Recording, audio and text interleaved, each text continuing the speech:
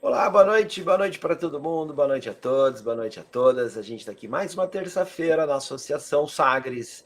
A Associação Sagres é um centro de educação atuante há mais de 20 anos e referência de antroposofia no sul do Brasil.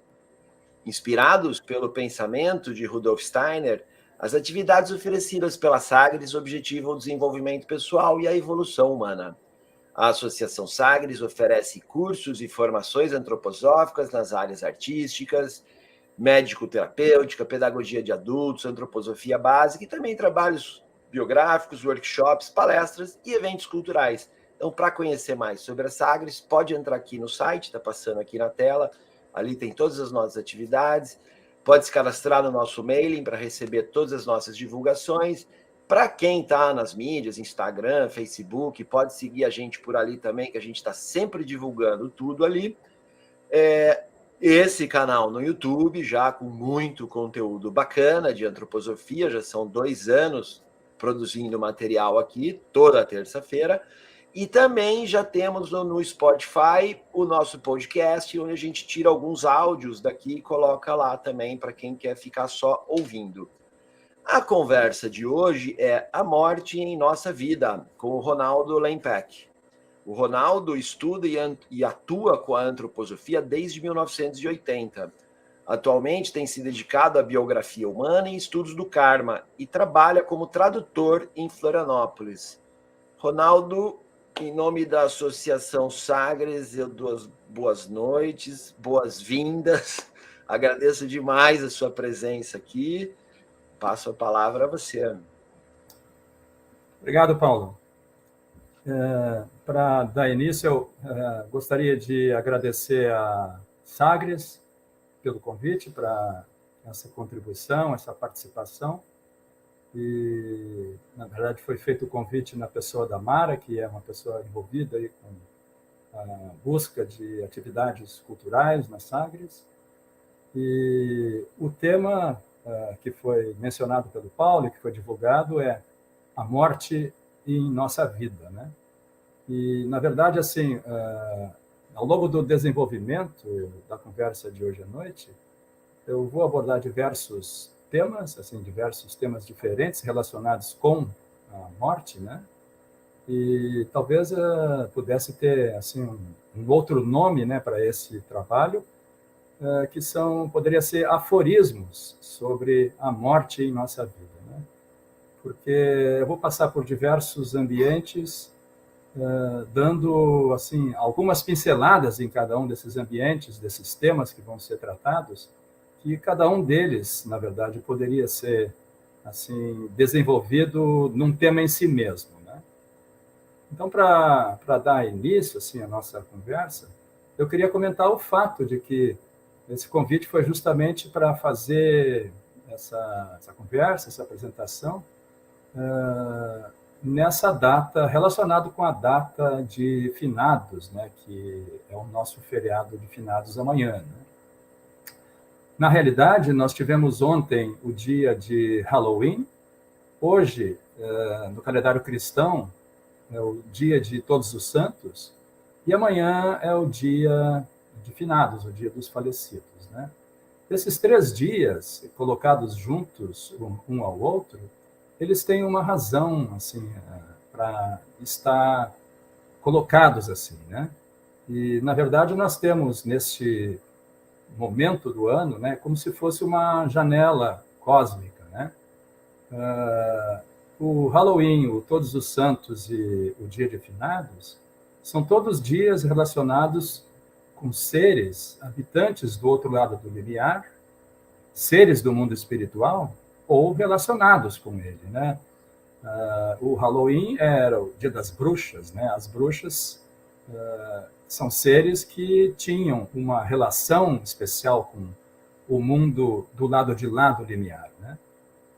Então, esse é um momento cósmico em que essa barreira que separa o nosso mundo dos sentidos, do mundo material, né? Esse mundo nosso aqui, essa barreira que separa o nosso mundo do mundo dos espíritos, ela é mais tênue. E essa é a razão dessas datas estarem reunidas nesse momento do calendário, né? Todas elas com um caráter semelhante. Agora, por que nós deixamos para falar sobre a morte na época de finados? Certamente por estarmos próximos, com esse véu tão fino que nos separa, é bom para nós termos essa interação com esses seres habitantes do mundo espiritual. É bom cultivar, é bom alimentar essa relação. Certamente o tema está ligado com o dia, mas nós deveríamos sempre nos interessar com a morte, né? Afinal, a morte é uma realidade que está presente em cada um de nossos dias, na medida de estarmos vivos na Terra e sabermos que, pelo menos um dia, nós teremos um encontro com a morte, né? Cada um de nós. Houve um tempo em que a comunicação entre os habitantes desses dois mundos, o mundo dos sentidos aqui e o mundo espiritual, não era tão difícil, né, ou ausente como é para nós hoje, né? Até a Idade Média, ou um pouco mais adiante da Idade Média, os camponeses sabiam que podiam fazer um pedido à noite ao deitar e pela manhã, num adormecer bem quieto assim, poderiam receber talvez uma resposta, uma pergunta levada para o sono, né? E isso era uma realidade assim na cultura de alguns povos, né? O diálogo entre vivos e falecidos era uma coisa real. E nós todos vivemos sempre entre dois portais, né? O portal do nascimento e o portal da morte. O nascimento, nós não nos lembramos. A gente sabe do nosso nascimento porque os outros nos contam do nascimento, né? Então, dele nós não lembramos, porém, da morte, nós não lembramos de lembrar, ou seja, nós deixamos de lado lembrar da morte, né? Mas, na verdade, a morte é o que nos une como comunidade humana, né? Todos nós, seres humanos vivos na Terra, sabemos que vamos passar por ela, né? É o que une todos os habitantes da Terra, uma grande comunidade, né? Porque o nascer e o morrer são eventos sociais, né? Eles nos unem nessa grande sociedade, né? E ao nós, então, abordarmos com liberdade, né, um tema como a morte, eu digo abordarmos com liberdade porque nós escolhemos livremente estar aqui, nesse ato que nós estamos agora nos reverenciando o tema da morte, né? Então, nós estamos aqui com liberdade e, a partir disso, nós nos relacionamos com forças assim, forças superiores, forças elevadas, né? E com isso, nós podemos criar em nós, nós usamos forças extras em nós, né? Que essas forças de busca de se relacionar com esse tema, elas se fazem reais em nós e se tornam, então, disponíveis para nós, né? Nós nos fortalecemos ao fazer essa relação, né? E ao fazer isso, essa relação de mim mesmo com esse tema, com o correr da vida, isso jorra para o social de alguma forma, porque há pessoas que não têm como fazer isso, né? Na medida que eu carrego esse tema comigo, eu levo esse tema na sociedade, né? E com relação à morte, é assim que nós nascemos de um lado e do outro lado, né? Nós nascemos de um lado no mundo sensorial e do outro lado no mundo espiritual é sentida a nossa morte, né? E não somos nós que sentimos, são aquelas outras almas que estão em torno de nós que sentem a nossa partida. A nossa morte na Terra é o nosso nascimento no mundo espiritual como um ser espiritual. E lá nós somos recebidos por aquelas almas que já conviviam conosco e foram para lá, antes de nós. E certamente muitas outras, né? O nosso nascimento na Terra é a nossa morte como ser espiritual. Os que estavam lá acompanham a nossa partida e, quem sabe, logo estarão partindo de lá para nos encontrarmos aqui sem a menor parceria, sem a menor lembrança de qualquer parceria que havia lá nesse mundo espiritual antes de partirmos de lá. Aos 30 anos do Jesus de Nazaré, quando o Espírito do Cristo chega à Terra no batismo de Jesus no Jordão, a morte dele na esfera do Sol foi observada por Micael e por muitas almas que estavam juntas de Micael nessa esfera solar. A partida do Cristo do mundo espiritual para a Terra, ela foi duramente acompanhada e sentida no mundo espiritual. A morte, assim como o sofrimento e a dor, elas tiveram origem para a humanidade com algo que a gente pode chamar de a tentação de Lúcifer, que aconteceu na época da antiga Lemúria, né? Em realidade, a evolução do ser humano ela estava se dando de uma forma tão perfeita, né? As hierarquias divino-espirituais estavam conduzindo a evolução do ser humano como um ser semelhante a eles, né? Então, o ser humano ia se tornar um ser perfeito, à imagem das hierarquias. Mas esse ser humano não teria a capacidade de ter consciência, de poder receber um eu. Então, através de Lúcifer, que ganhou acesso ao corpo astral do ser humano, foi então que surgiu a possibilidade de consciência do ser humano, né? Foi um presente dado pelas hierarquias, essa possibilidade da consciência. Mas, como contrapartida, morte, dor e sofrimento passaram a fazer parte do caminho do ser humano na Terra. Então, né? Quando a gente olha na Bíblia, no Gênesis, em torno da cena da tentação com a serpente, nós temos a descrição dessa tentação de Lúcifer. No Gênesis, capítulo 2, tem uma frase que é, né, da árvore da ciência do bem e do mal, não comerás, porque no dia em que dela comeres, certamente morrerás. E tem uma outra frase que vem logo no capítulo seguinte: multiplicarei grandemente a tua dor e a tua conceição, e com dor terás teus filhos.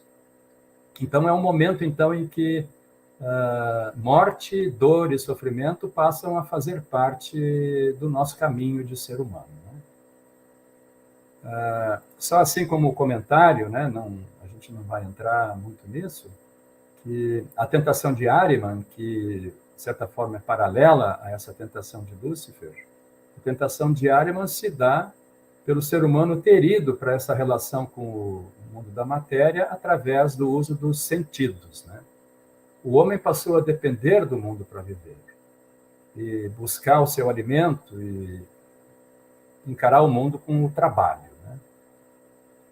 E olhando assim para o desenvolvimento cultural da humanidade, a morte se apresentou para a consciência dos seres humanos mais ou menos uns 2100 anos antes de Cristo, que é a época das culturas do Egito, da Babilônia e da Caldeia.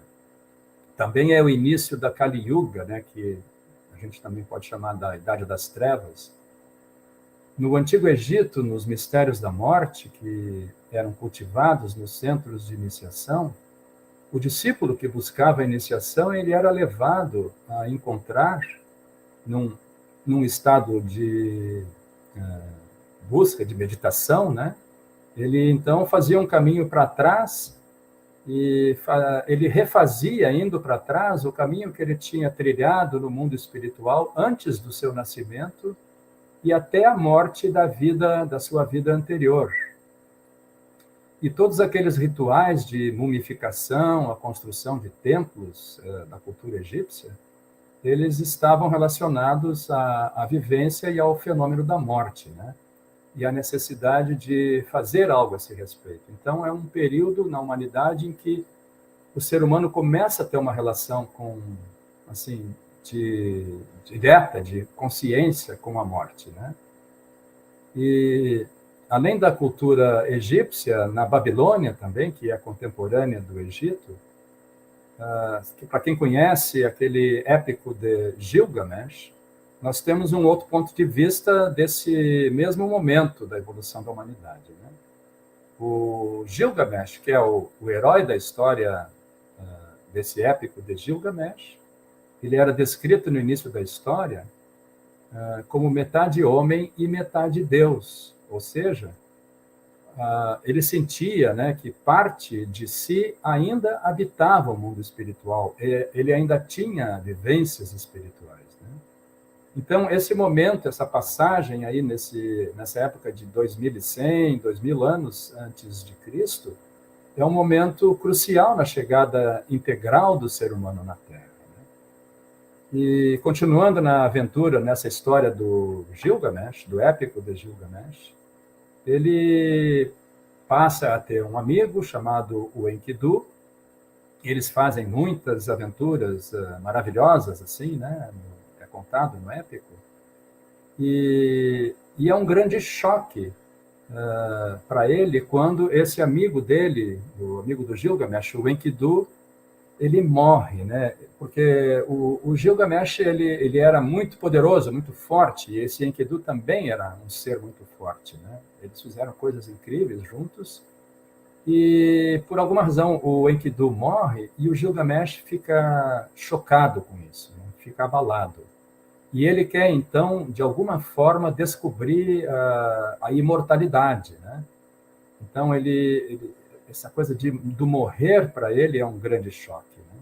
E aí ele faz um grande caminho, umas peripécias, para ir atrás dessa imortalidade.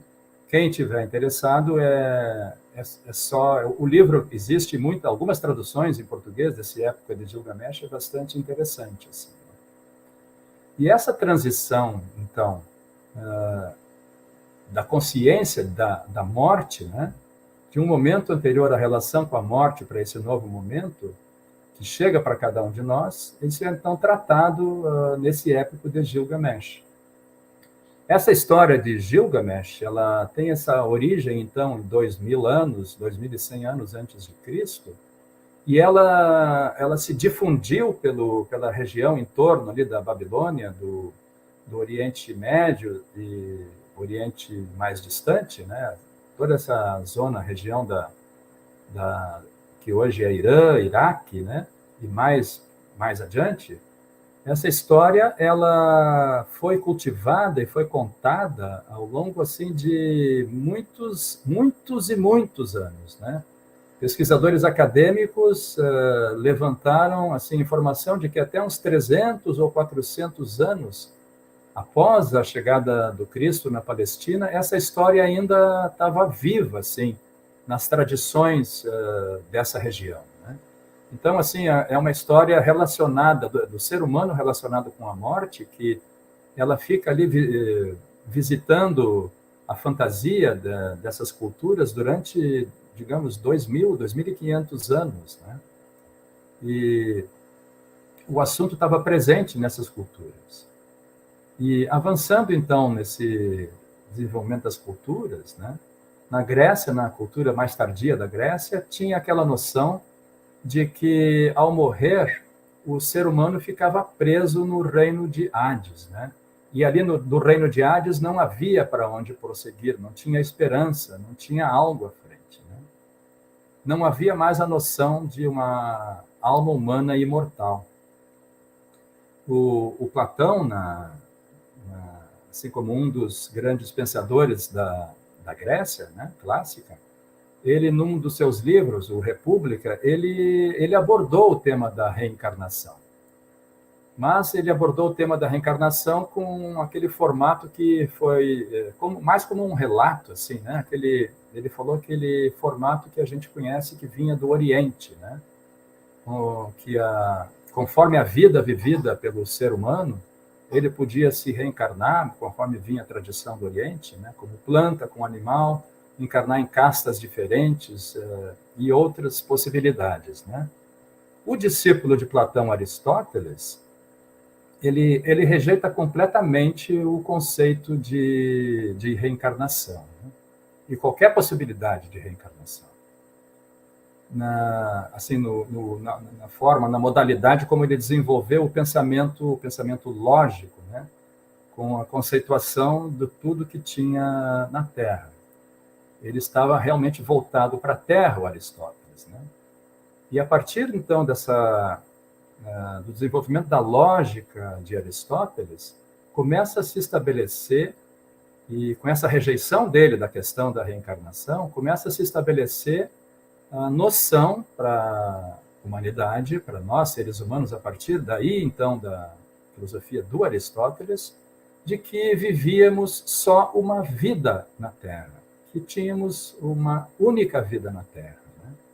E essa ideia, então, ela se propaga com as viagens do Alexandre, que foi para aqueles quadrantes todos, a gente sabe das conquistas do Alexandre, para onde ele ia, ele fundava uma Alexandria e escolas, e levava sábios para lá, né? Então, essa noção de que nós vivíamos uma única vida na Terra, ela passa a ser, então, disseminada nessas regiões. E mais tarde também, com a invasão da Grécia pelo Império Romano, os discípulos de Aristóteles, eles todos se evadiram, eles fugiram para o Oriente, e essas ideias foram junto, então, né? Assim como uma grande distribuição de cultura. No mistério do Gólgota, que aconteceu então na sequência, né, na Palestina, acontece então o fato que um Deus, que é o Cristo, né, ele se une ao destino dos homens, ao nosso destino, para passar pela morte, assim como cada um de nós, seres humanos, passa pela morte. Esse Deus veio para viver entre nós, para poder ter essa experiência da morte, né? As hierarquias que acompanharam o caminho desse ser espiritual para a Terra, elas não conheciam o que era a morte. Então, é por isso que dentre elas veio para passar por essa experiência, né? O Cristo, depois de passar pela experiência da morte na sexta-feira, ele então, no final da sexta-feira, ele é colocado no túmulo da Terra, e ele vai passar um tempo nesse túmulo da Terra até a madrugada do domingo, justamente esse reino de Hades, o mundo dos mortos, né? E ali para o mundo dos mortos, ele leva a esperança a possibilidade de um caminho de desenvolvimento, né? Com a possibilidade do karma. E ao superar a morte vitoriosamente no domingo, a possibilidade de algo novo com a superação da morte é trazida para os seres humanos. Mas se nós olharmos, né, no sábado, no dia que o Cristo passou na esfera do Hades, esse mundo dos mortos, já era domingo lá, já havia a luz que o Cristo levou nesse mundo, trazendo uma esperança assim, para os falecidos que habitavam esse mundo de Hades, né? E a partir desse passar pelo mundo dos mortos e trazer essa esperança, o Cristo passa então a ser aquilo que é denominado o Senhor do Karma, né? E ele passa, a partir de então, a ter uma relação com o desenvolvimento de cada ser humano, né? Cada ser humano na Terra que pode andar em direção ao seu próprio futuro individual, vivendo o seu destino, né? E a gente tem uma frase naquele verso da Pedra Fundamental, que é in Christo morimur, né? In Christo morimur, a gente pode também ler como no Cristo a morte torna-se vida, né? Então, é um novo caminho possível para a humanidade, né? Mas, se a gente olhar, nem tudo é tão simples, né? Antes de passar pela morte no Gólgota, o Cristo afastou do ser humano a noção de um possível desenvolvimento, né? Ele traz essa possibilidade, mas, ao mesmo tempo, ele, ao instituir a Eucaristia com o uso do pão e do vinho, ele, então, é como que se ele estivesse cortando a possibilidade dessa consciência de um caminho possível, né? Porque, como a Eucaristia foi instituída justamente com o vinho, E a gente sabe que o uso de qualquer substância que nos rebaixa a consciência nos impede de uma aproximação com o mundo espiritual, né, e do desenvolvimento espiritual. Então, aquilo que havia se iniciado em Aristóteles, né, aquela noção de que nós vivemos uma única vida na Terra, e isso passa cada vez mais a se tornar uma realidade para o ser humano. Né? E era necessário que, desde então, o ser humano vivesse pelo menos uma encarnação, convicto de que só se vive uma única vida aqui na Terra. Né? Isso ser assim, era e é algo necessário para que houvesse um fortalecimento do eu humano, da consciência humana totalmente ligada à Terra, à matéria. Né?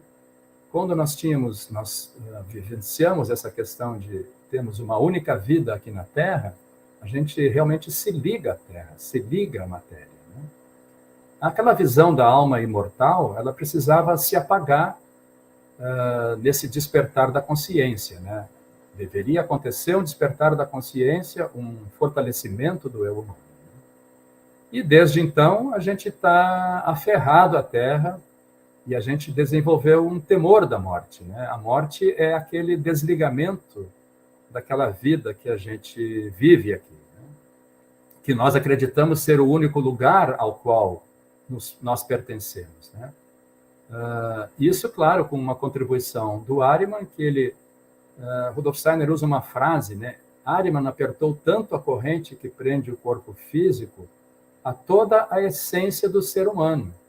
E ele quer justamente que nós acreditemos que nós pertencemos unicamente a esse mundo da matéria. Né? Mas esse fortalecimento do eu era e é necessário para aquilo que, a partir de mais ou menos no século XV, a humanidade desenvolve como alma da consciência. Né? E ainda vai desenvolver, a humanidade ainda vai desenvolver essa alma da consciência por muitos séculos à frente. Né? Mas agora nós temos uma nova noção, uma noção agora iluminada pelo cristianismo, da reencarnação e do karma, que foram trazidos por Rudolf Steiner no século XX, né?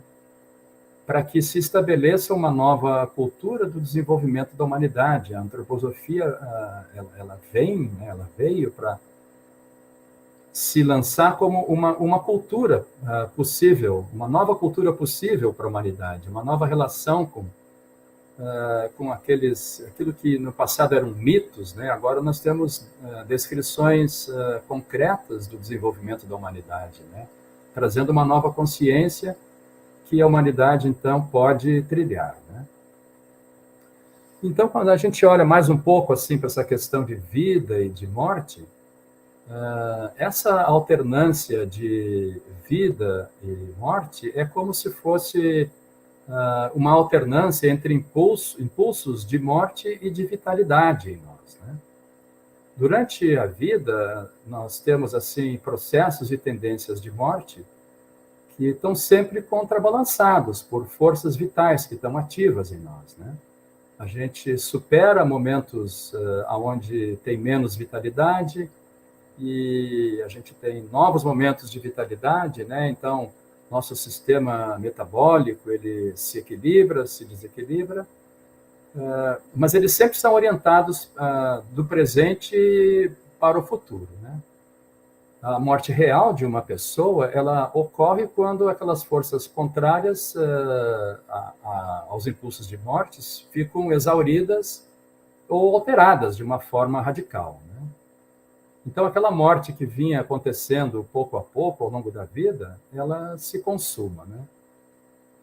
Rudolf Steiner diz que é o momento de morrer, ele diz, né? Que resulta numa intensificação de uma tendência que está sempre presente, né? Pelo fato de estarmos vivos, sempre tem a tendência de acontecer um evento de morte, né? E os processos de construção e destruição, eles estão sempre se alternando, né?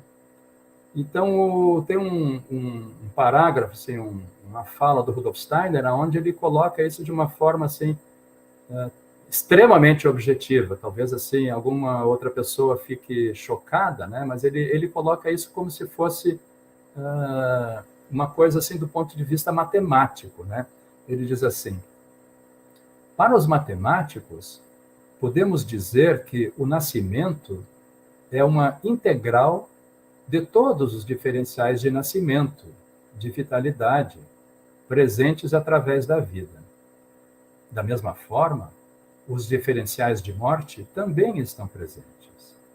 E a morte, como tal, é apenas sua integral. Interiormente, estamos constantemente morrendo, mas esse morrer é neutralizado no momento em que ocorre. Essa é a base material de nossa atividade conceitual. O momento da morte é simplesmente uma intensificação infinita de uma atividade contínua em nós. Assim como o nascimento é uma intensificação infinita do processo contínuo de crescimento. Aqui vemos a alma espiritual e o processo corpóreo material em um. Esse é de Rudolf Steiner, então. Né? E um outro fato que é importante nós olharmos, né, que acontece com nós, seres humanos, né, o limpar para poder morrer, as doenças que ganhamos para fazer a nossa saída. Né? Quando chega a hora de nossa morte, podemos não estar preparados para a partida. Né? Então, aí nós podemos entender o papel dos processos de doença na preparação para o evento da morte e aqueles eventos que se seguem à morte. Né? E aí, então, cito novamente Rudolf Steiner. Estão presentes dentro de nós desarmonias que nos impossibilitam de entrar no mundo espiritual. Talvez o mundo espiritual esteja envolto em neblina, ou outros obstáculos estejam presentes, e não podemos levá-los conosco no mundo espiritual como eles são. Nesses casos, a doença ataca antes da morte e liberta nossas almas da desarmonia, a tal ponto que podemos, então, entrar no mundo espiritual. E quando, então, a gente passa pelo portal da morte, né, a gente pode, então, se relacionar. Após passar para o mundo espiritual, nós observamos, então, aquele corpo que nós deixamos, né? E o corpo físico permaneça na Terra é de grande importância e é até mesmo crucial. Quando passamos pelo portal da morte, isso é novamente Rudolf Steiner, né? Nós entramos no mundo espiritual, nós deixamos o nosso corpo físico para trás na Terra. Os assim chamados falecidos vivenciam isso como a partida de seu corpo.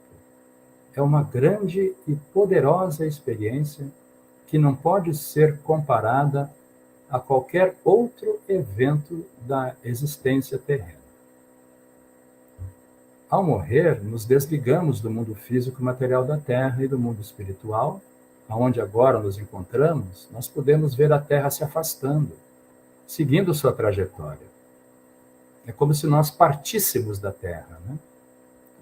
Ao longo de toda a nossa passagem pelo mundo espiritual, desde todas aquelas esferas pelas quais nós vamos passar, a gente vai olhar para o espaço onde estava aquele corpo que nós ocupamos e deixamos para trás. Nós estaremos como que derramados no mundo espiritual, estaremos em todos os lugares, menos ali onde estávamos com o nosso corpo. E olhar para aquele espaço, desde esse lugar onde nós estamos, vai nos dar sentido. Vai dar sentido para o nosso eu superior.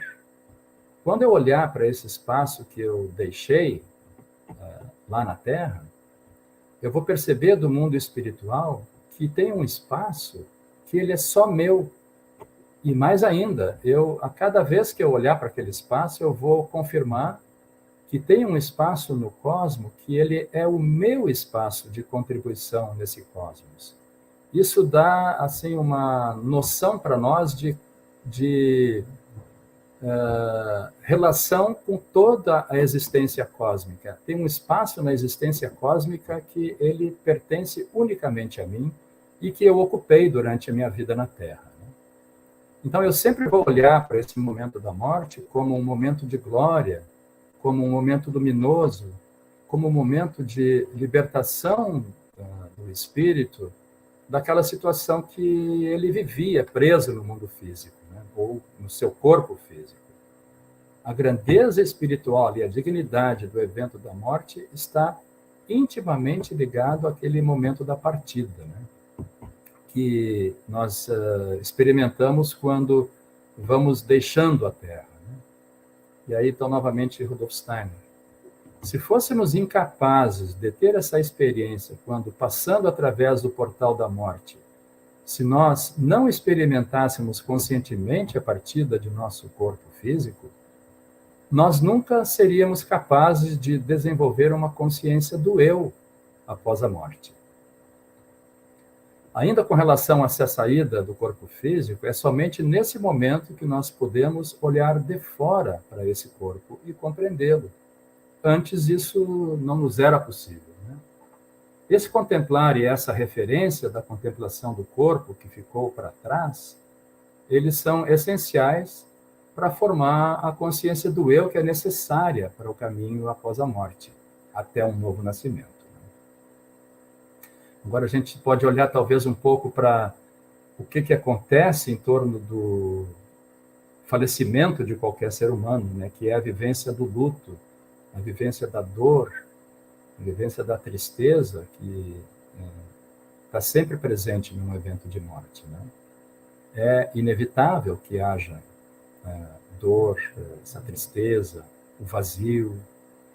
O sentimento de perda ele é muito grande, ele às vezes ele é tremendo, ele é insuperável.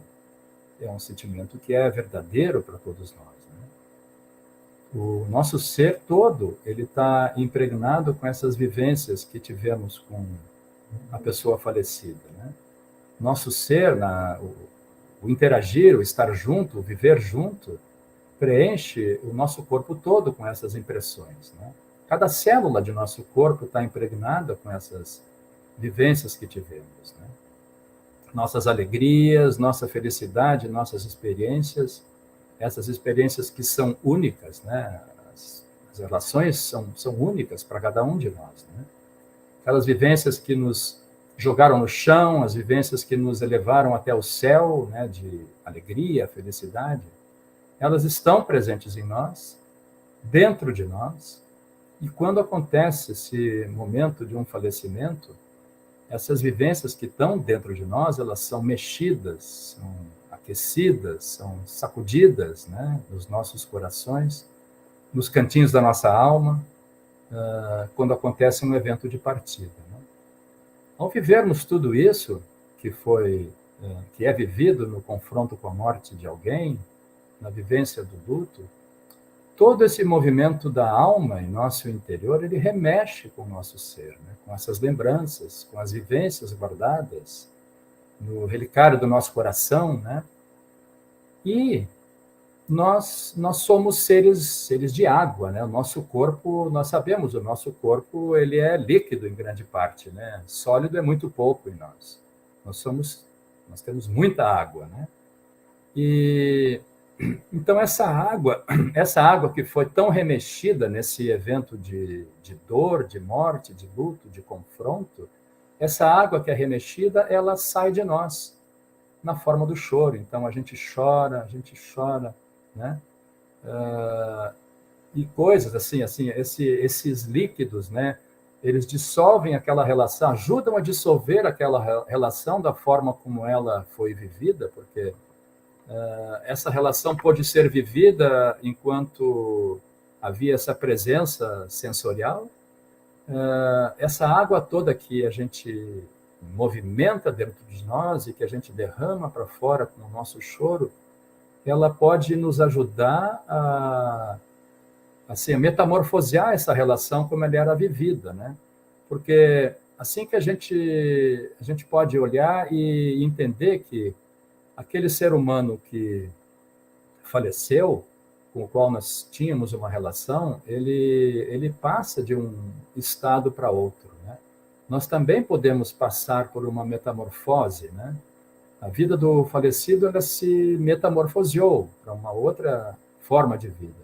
A nossa situação também pode se metamorfosear, né? O nosso amor também precisa se transformar, ter uma metamorfose, né? Para estarmos assim numa outra forma de amor. E a gente precisa também, quando acontece a partida de um falecido, né, uma pessoa da nossa relação, uma pessoa íntima, nós precisamos, assim, conscientemente celebrar essa partida, né? Qualquer ser humano, a partida merece ser celebrada, né? Qualquer vida humana, ela é e foi a expressão de um trabalho, não só daquela pessoa, mas também das hierarquias superiores, né? Através daquela biografia na Terra, entre outros seres humanos, muita coisa foi vivida e realizada, né? Aquilo que nós fizemos na Terra, nós não fizemos só para nós. É uma ilusão nossa que aquilo que nós fizemos foi feito só para nós. É uma grande ilusão. O que nós fizemos, a gente fez para os deuses, né? Nós enriquecemos um pouco o mundo com a nossa passagem, né? Nós fizemos coisas, nós realizamos coisas, nós deixamos coisas feitas na Terra e nós tivemos uma chance que nos foi dada pelos deuses para fazer coisas na Terra e assim fizemos, né? Então, essa vida que veio para transformar e para fazer algo na Terra, ela merece uma celebração, né? E ao longo de um funeral, a vida deve, então, ser celebrada, pensada, contada, lembrada de uma forma muito real, assim, muito nobre. Nós precisamos honrar, assim, os nossos falecidos, né? E quando eles se retiram, então, desse convívio aqui na Terra, né? E para esses momentos de falecimento, momentos de morte, Rudolf Steiner, ao longo da vida dele, ele ofereceu para as pessoas muitos versos que estão assim publicados em muitos lugares, que estão disponíveis para quando nós quisermos nos dirigir a um falecido, né, ou enviar uma intenção para um ser humano falecido. Existem muitos desses versos, né? Eu gostaria de trazer um aqui. Esse verso é um verso que Rudolf Steiner ele trouxe no ano de 1916.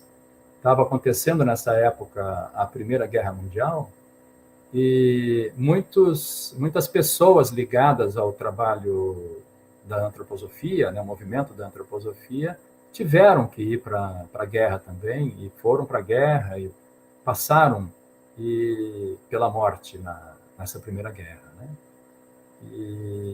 Então ele trouxe um dos versos que ele trouxe. Eu vou pedir para o Paulo passar o primeiro slide, né? Então, se vocês quiserem, vocês podem fazer um print screen para guardar esse verso que não conhece, né?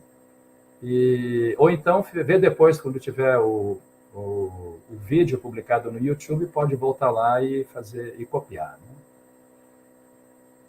Que é assim: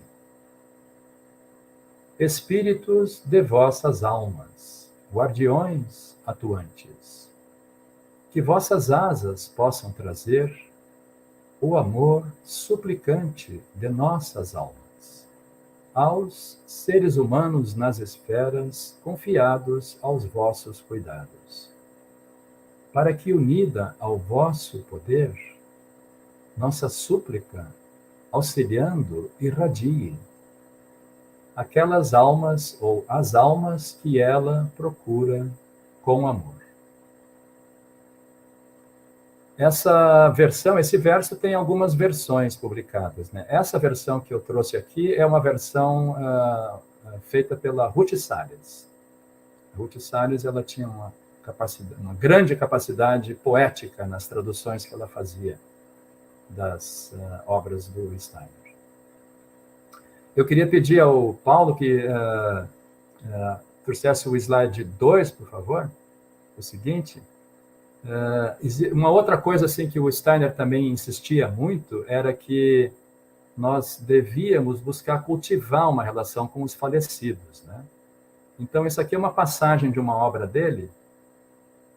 Nós sonhamos em nosso sentimento e então não sabemos que os falecidos caminham conosco. Na cultura que se prepara, nós teremos que perguntar, quando tomando uma decisão, o que os falecidos pensam disto.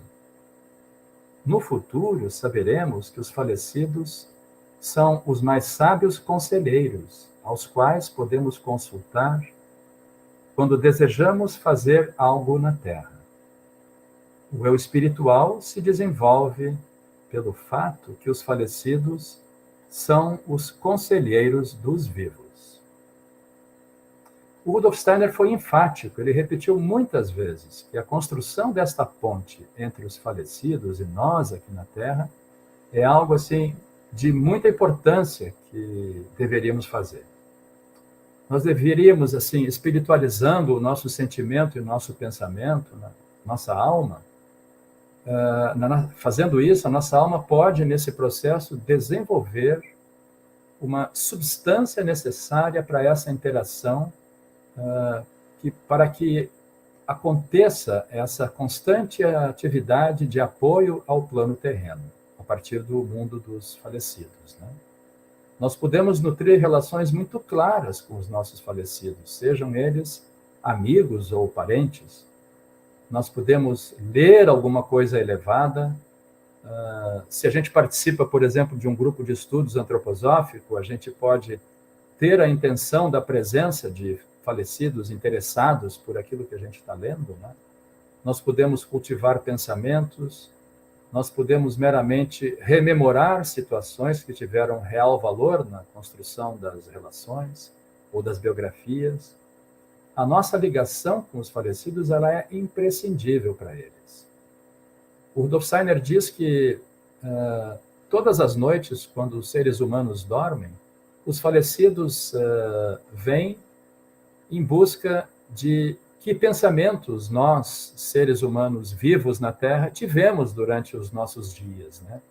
E que eles ficam abalados quando eles não conseguem recolher nada, nenhum tesouro de bons pensamentos.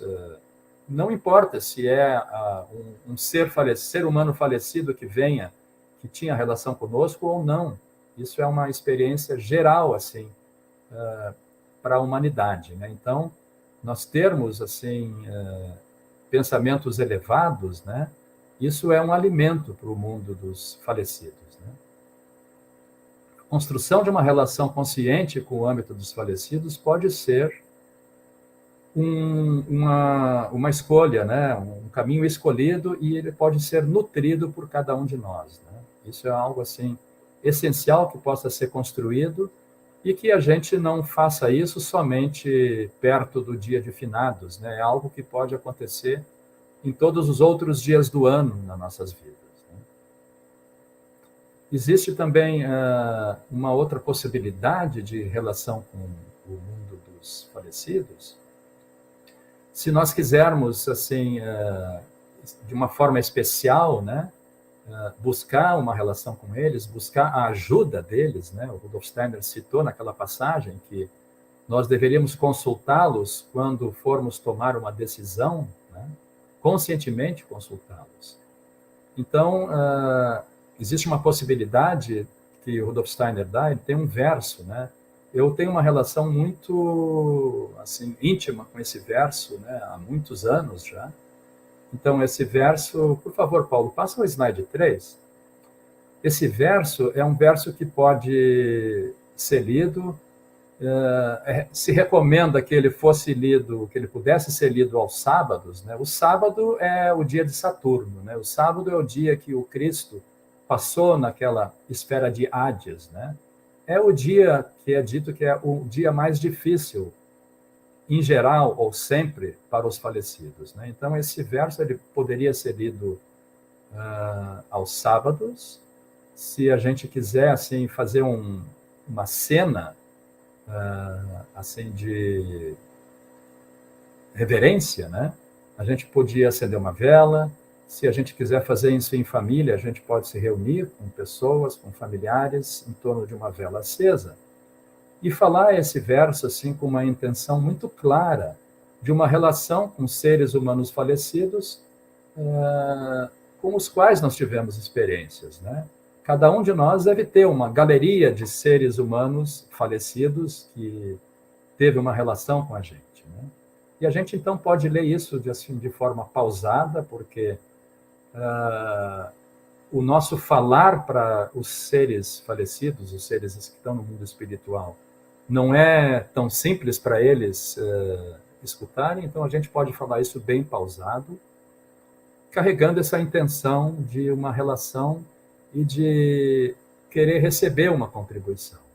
Então a gente pode falar assim: escutai o pedido de nossas almas, dirigido a vós com amor. Para o trabalho aqui na Terra, necessitamos grande força dos mundos espirituais, que agradecemos a amigos falecidos. Obrigado, Paulo. Então, a gente talvez agora pode olhar então para um outro aspecto, né? Que é a forma como nós levamos a nossa vida aqui na Terra e que relação que isso tem com a nossa possibilidade de vida no mundo espiritual, né? Depois que nós sairmos daqui da Terra, passarmos pela nossa morte, né? Então, a vida que nós levamos na Terra, né, os conceitos com que nós vivemos, eles são cruciais para aquilo que vai acontecer na nossa jornada no mundo espiritual.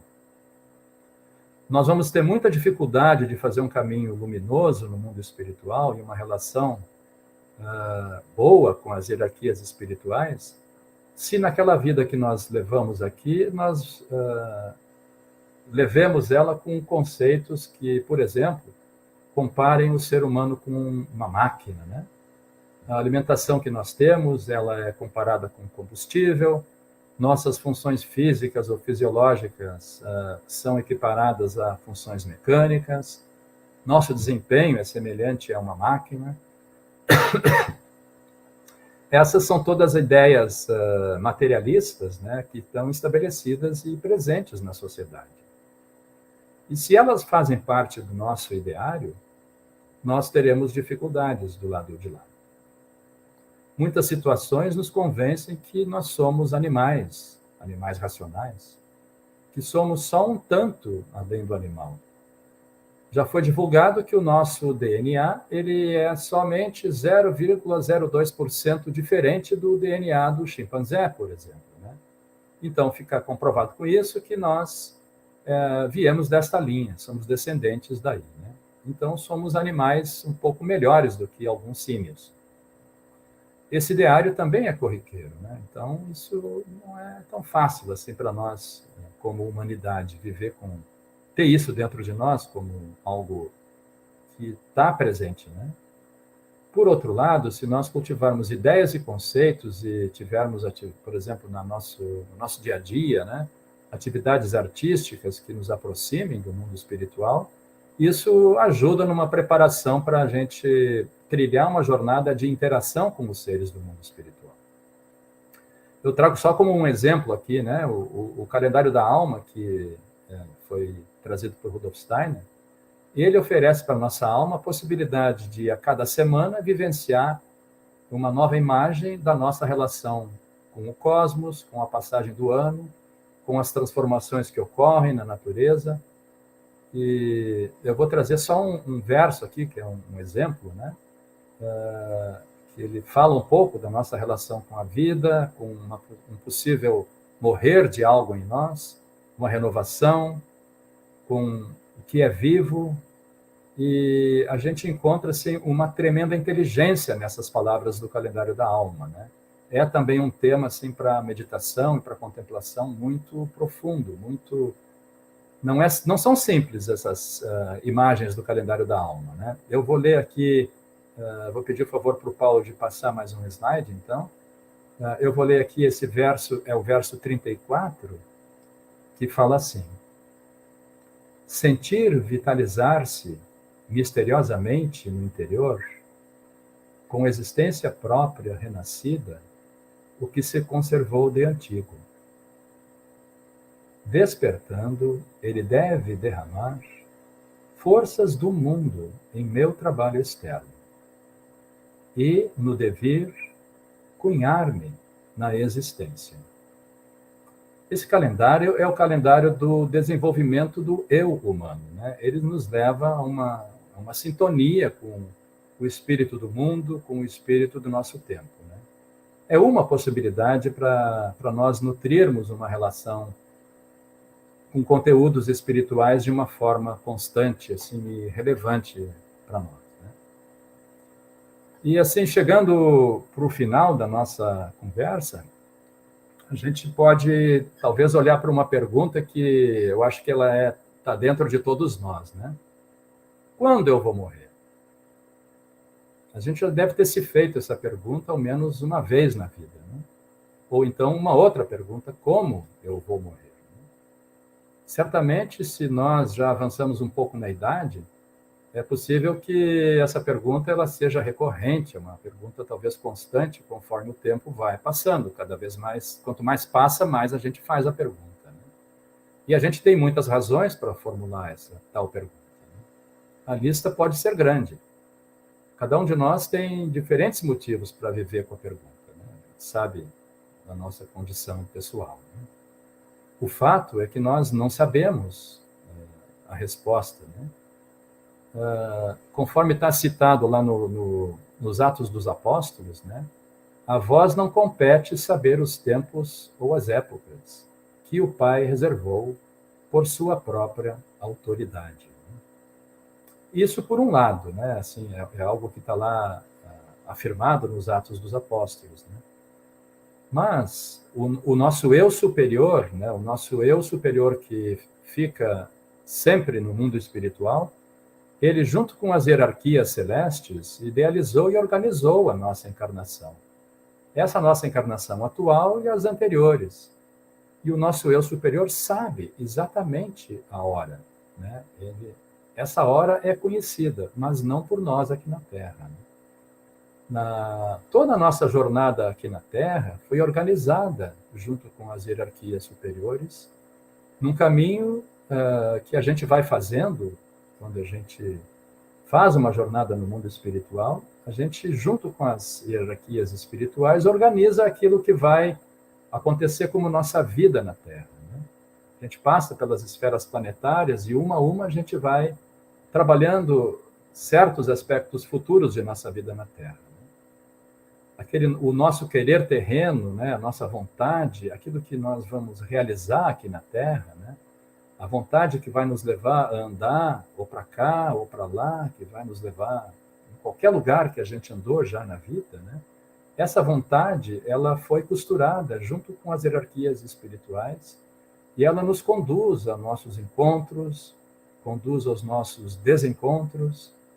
Ela sabe também daquelas doenças que vão impactar a nossa vida, outros eventos também importantes. Eles são todos assim planejados pelo nosso próprio eu superior junto com os seres espirituais, né?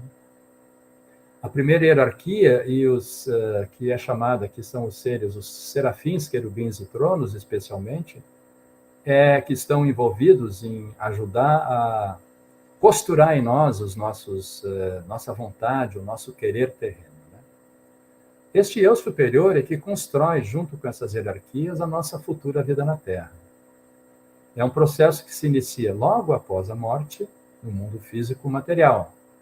E é esse eu superior que, enquanto a gente percorre aqui embaixo o nosso caminho, é esse eu que sabe o momento de desencadear aquela doença ou aquele fato necessário para fazermos a nossa saída da Terra. Isso não vai acontecer nem antes, nem depois da hora combinada. Isso é um fato, uma realidade, né? Eventualmente, isso pode ser diferente se nós estivermos envolvidos numa morte coletiva de pessoas, né? Um grande evento que leva junto, de uma vez, muitos seres humanos, aí, então, isso sai um pouco daquilo que foi planejado, né?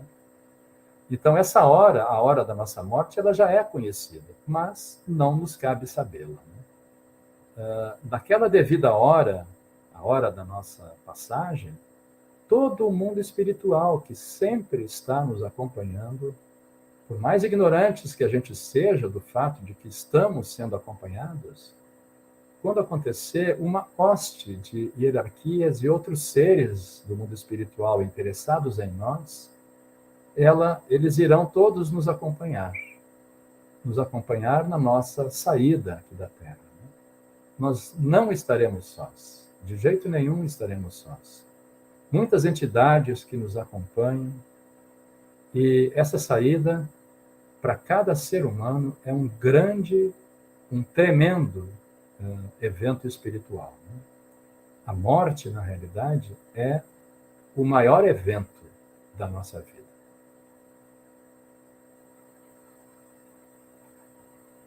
Eu organizei esse trabalho usando como fontes de consulta obras do Peter Zelb, do Sergei Prokofiev e, naturalmente, de Rudolf Steiner.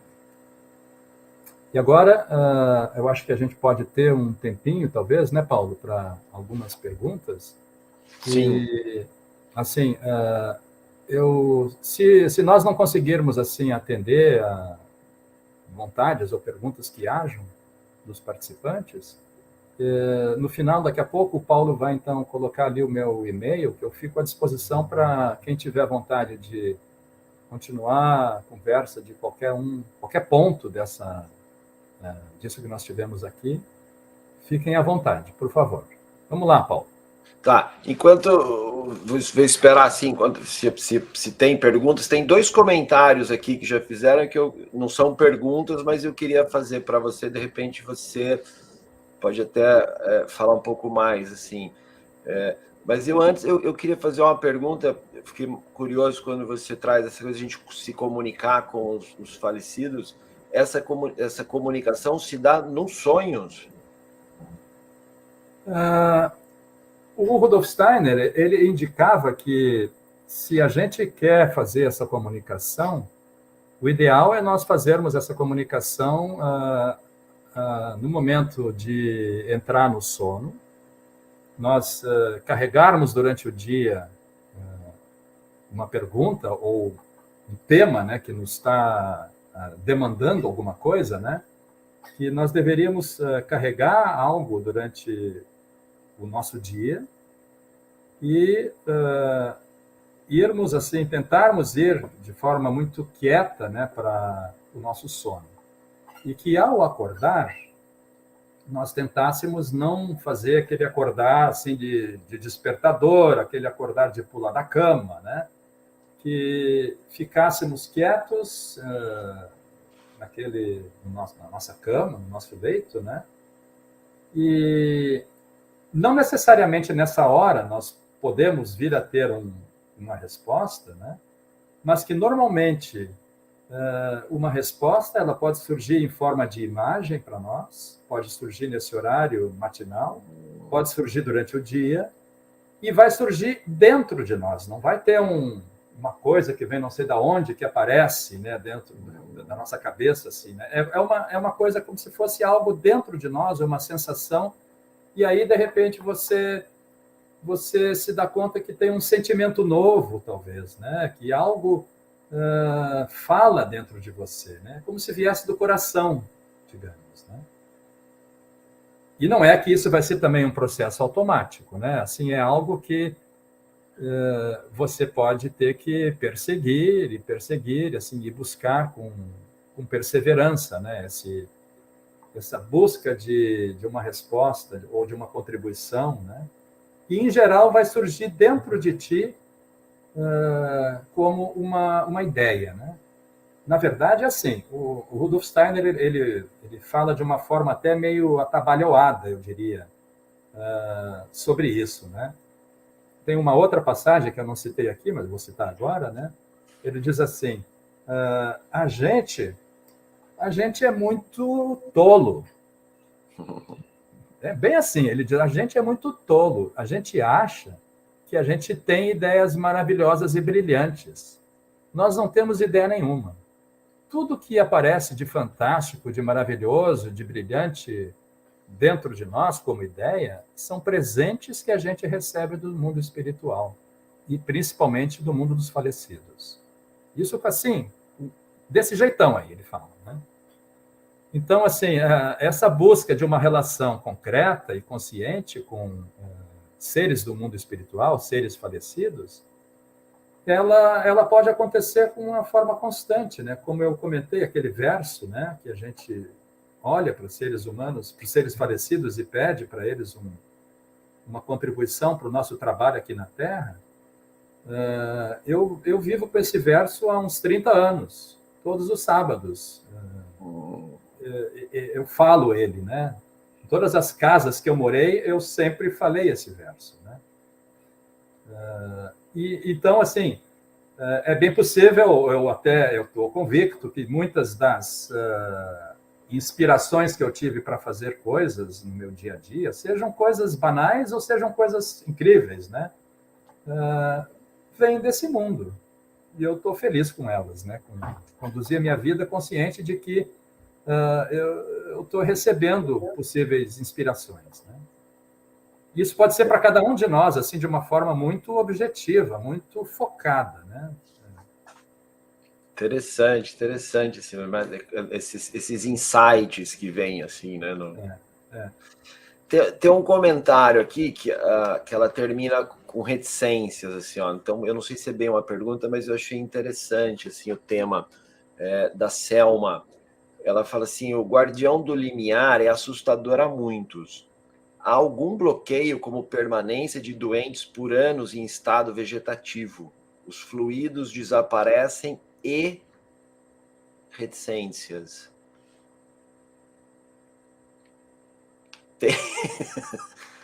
Porque não sei o que comentar. Não, porque eu achei interessante, você falou se traz, não, a gente tem a gente tem o horário e a data certa, assim, né, para ir, né, Sim.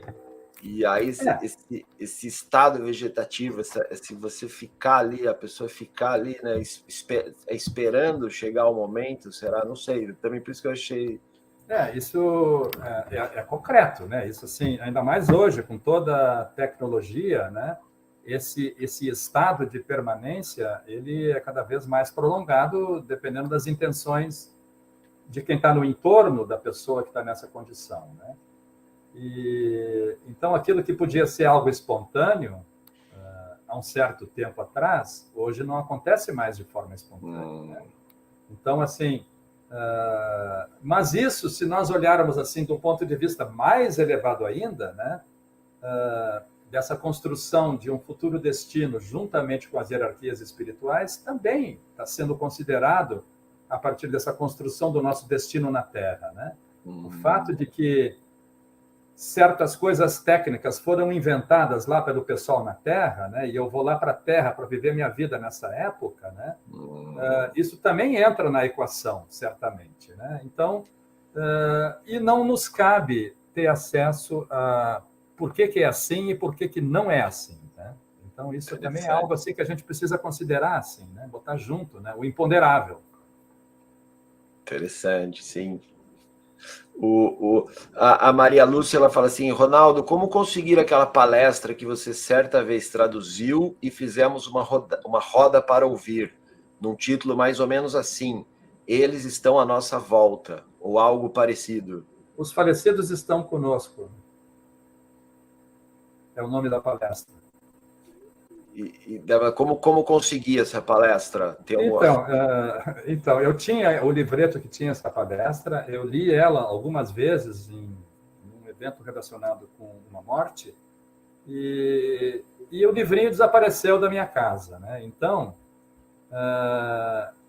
se a pessoa tem assim acesso à possibilidade de ler em inglês, eu recomendaria ir no Rudolf Steiner Archive, é só botar RS Archive com CHI na internet e lá colocar como no campo da busca, eles têm uma busca Google muito boa dentro desse site do Rudolf Steiner Archive. The Dead Are With Us é o nome da palestra em inglês, ou seja, os falecidos estão conosco, né? É o nome em inglês da palestra. Ela aparece fácil quando a gente faz a busca nesse Rudolf Steiner Archive. Mas eu não tenho o texto em português mais. É porque eu lia ao vivo, assim, do inglês direto para o português. Né? E eu não guardei o texto em memória eletrônica nenhuma. Legal. A Mônica, ela pergunta assim, uma pergunta. Sempre achei que não era favorável para o falecido nos mantermos em contato com eles, que os manteria ligados ao mundo terreno e os atrapalharia no sentido de seguirem o próprio caminho. Creio ser uma crença bem comum entre as pessoas. Poderia comentar, por favor? O que eu poderia dizer é que existem diferentes aspectos, né, desse estar conectado com eles, né? Eu acredito, né, assim, se a gente olha assim para a sociedade, né, a sociedade tem todos os tipos de pessoas, né? Aquelas pessoas que são abertas, que são, digamos assim, abertas a tudo que acontece de uma forma assim tranquila, e tem pessoas que são muito egoístas, né? Se você busca cultivar uma relação egoísta, né, assim de buscar a sua própria necessidade, uma necessidade de uma falta verdadeira, né, uma profunda falta do ser, desse ser que partiu, é bem possível que aconteça esse ficar prendendo ele na Terra, né? E isso é um fato, né? A gente pode se relacionar de uma forma egoísta com essa falta que está sentindo, né? Ao mesmo tempo, cultivar uma relação que pode ter uma conotação, assim, uma relação elevada, né? Essa relação de colaboração, uma relação de amor, uma relação de afeto, de calor com o ser humano que partiu, pode ter uma outra conotação, né? Assim, se nós, por exemplo, né, incluirmos eles nos nossos pensamentos, nos nossos estudos, nas nossas leituras antroposóficas, né? A gente pode ler uma palestra para um ser humano falecido, né?